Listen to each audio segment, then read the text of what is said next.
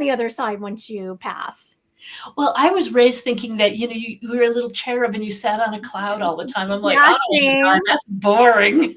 That's boring. But a great story that happened. I was engaged to a gentleman who died, and a few weeks after he passed away, he came and took me on the other side with him and kind of gave me a little tour.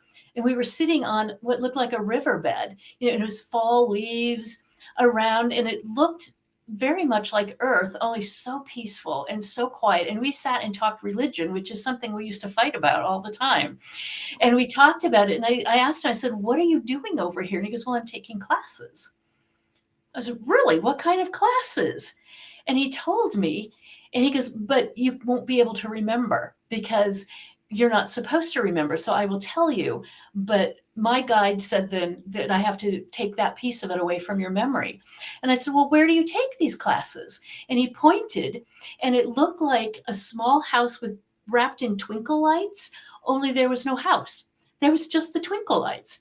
And then I saw what looked like shooting stars going into this house. And I said, "What's that?" And he goes, "Oh, those are the other students." And so they were all shooting stars. Those were the spirits going into this classroom. So in that particular instance, that's what he wanted to do, was learn and study.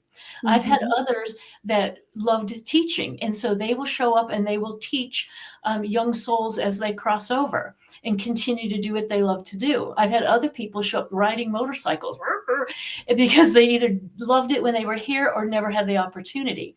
So it's kind of, you can do whatever you want to do on the other side. Absolutely. And I've seen a huge variation of that from people. Same.